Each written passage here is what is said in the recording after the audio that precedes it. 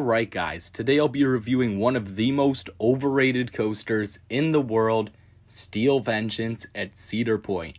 This is known by many to be one of, if not the greatest coaster of all time, with endless amounts of ejector airtime, and I am here to say there is no chance this is even close to a top 25 coaster in the world, and I'll tell you why in this review.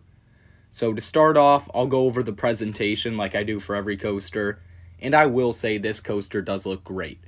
It doesn't look quite as good as Air Force One, Wildcat's Revenge, any of those newer ones, with the truss especially, but it still looks amazing, especially going on the causeway. This is one of the coasters you really see, and going into Frontier Town, I mean, this thing just dominates it. I still think Maverick is definitely the best looking coaster in the park, but this is right up there. There's just no other coaster with this dense of a wooden structure. It just looks incredible. The theming itself is pretty much non-existent. There are 3 different trains themed to the 3 characters. Obviously, you want Blackjack. If you know anything about this ride, you know Blackjack runs better than the other 2. So if you can get Blackjack, but if you're stuck with one of the others, that's alright, I guess, because they're all very overrated. But anyways, you're going to get into the queue, and the process to actually get up to the station is obnoxious, to say the least. Unlike Wildcat's Revenge, where it's a very simple, organized locker system, double-sided and everything, here, it's very cluttered feeling. The lockers themselves are sort of organized bizarrely. You could be sort of getting your locker from one side of the lockers, and then you're going to have to go over to the other side to actually put your stuff in the locker, which is very bad. On Wildcat's Revenge, you go up to number 4, and, the locker's going to be right next to you, so I like that a lot better. The metal detectors take forever to get through. It's a hassle, but eventually you'll get up to the station, and usually you could request a row. They'll assign rows, but you can request front or back. And I actually like the front on this ride. I know it's a hot take. I feel like this is one of those rides that just hits a bit harder in the front. If you want a bit more power, then definitely go to the front as opposed to the back, because a lot of those airtime moments go from okay floater to decent flowjector when you sit up front. Now, another thing that I really hate about this ride, this has by far the worst RMC restraints, not counting the Raptors. It is so bad how this seatbelt works. It is a retractable seatbelt, sort of like Orion's or whatever, where you can really only get an inch of room. Even if you had minimum verify, which, by the way, they'll never give you minimum verify, you're only getting an inch or 2 of room, which, I mean, it's fine. It's better than some parks give. But, yeah, it's all ruined by the seatbelt, because even if you have the lap bar at minimum verify, the seatbelt would stop you from coming up like more than an inch out of your seat. So it's really annoying, but whatever. You're going to start out of the station and hit a little pre-lift. These airtime bumps don't really do much for me. You might get a little weak floater. I feel like they're a bit weaker than Air Force Ones. Wildcat's Revenge still has by far the best pre-lift on any coaster, in my opinion. Those are actual violent ejector pops right out of the gate. And honestly, those ejector pops are stronger than most the airtime moments on this ride. So you're going to start up your lift hill, get a great view of Lake Erie, like every other ride in this park, and then head down your first drop. This is actually only my 3rd favorite RMC first drop. I already mentioned in my lightning rod review how that's my favorite RMC first drop. I know, it's a bit bizarre, but I think it just has to do with the momentum you get going into that drop.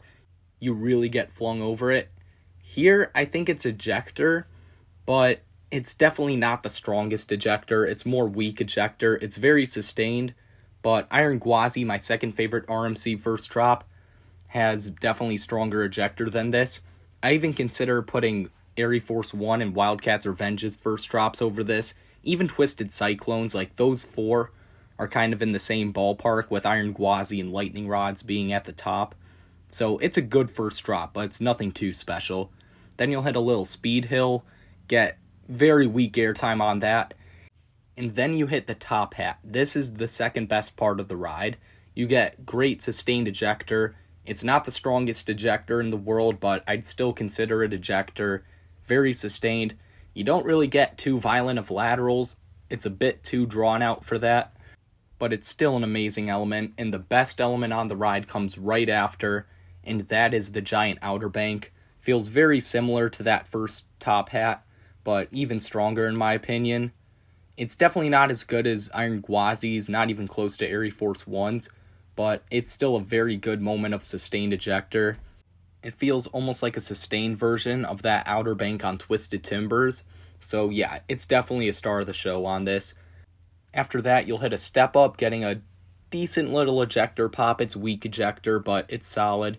Then you hit a very floaty 0G roll going up. It's definitely one of the floatiest inversions I've felt. So if you like that sort of thing, then you'll love this. But if you want something that's just going to rip you in half like the arcade roll, this is definitely not it. And then you hit this little outer bank turn, speed hill type thing. I don't really know what to call it, but it gives a little weak pop of floater, nothing too good. And then you hit the best inversion on the ride, and that's this stall, which doesn't feel like a stall at all. This feels more like a cutback, and how you get some pretty good laterals throughout this. This is definitely the most violent moment of laterals on the ride. Really the only moment of laterals, but yeah, it's definitely a good moment. Probably the third best element on the ride in my opinion.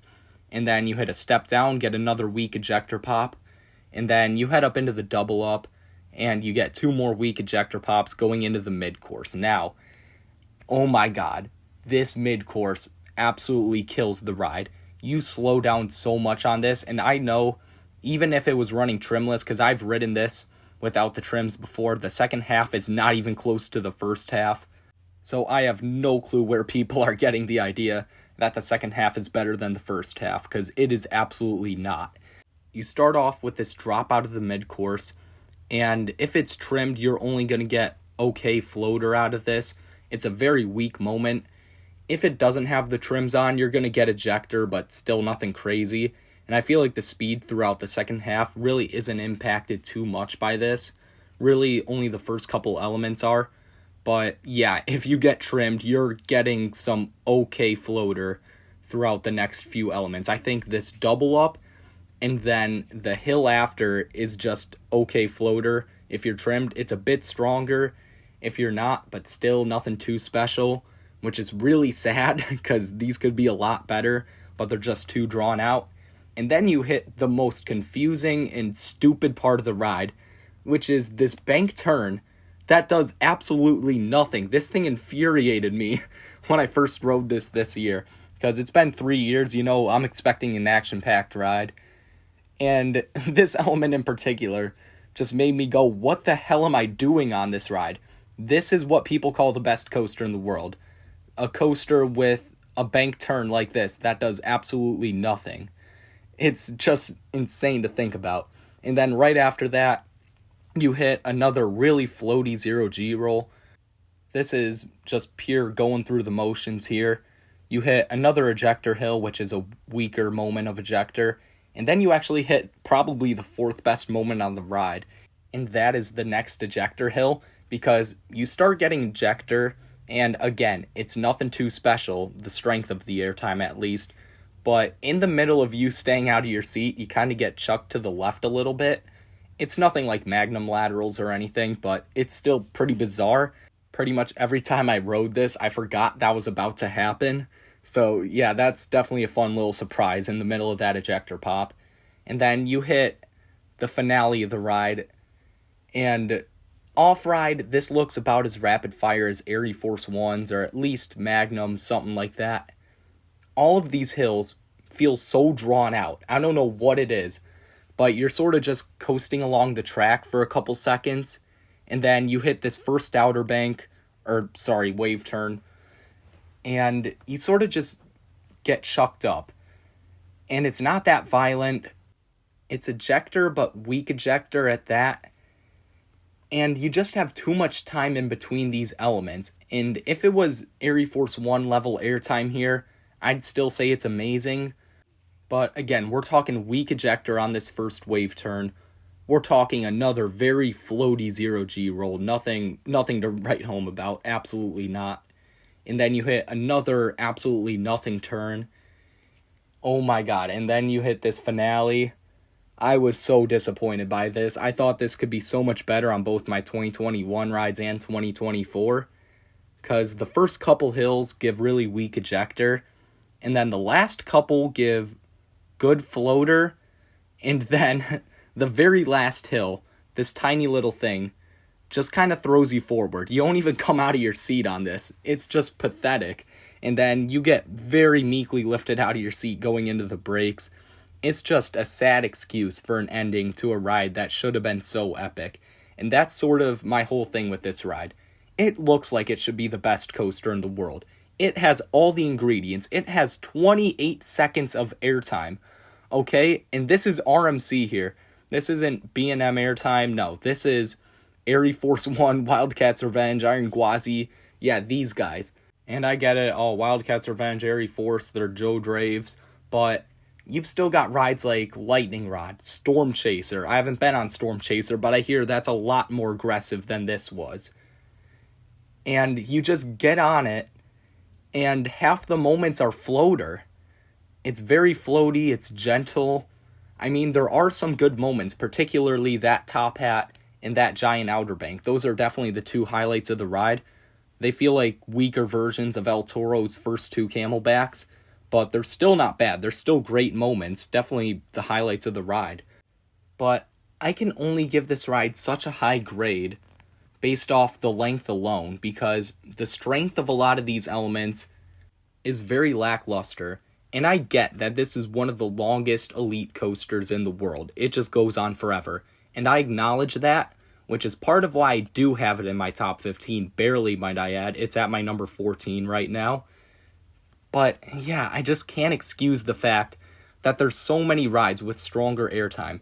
I would say overall, the finale on rides like Goliath at Over Georgia or the first half of Ravine Flyer 2 have stronger airtime than this ride. It's just not that good. I'm sorry, guys. So for Steel Vengeance's final score, I'm giving it a 9 out of 10. Of course, I do love how many airtime moments there are, and of course, there are some good airtime moments, but is this even close to being a top 10 coaster in the world? Absolutely not. Is this a top 25 coaster in the world? I personally say absolutely not. I still have Lightning Rod way over this. I have Phoenix over this ride. I'm sorry, Phoenix is definitely better than this.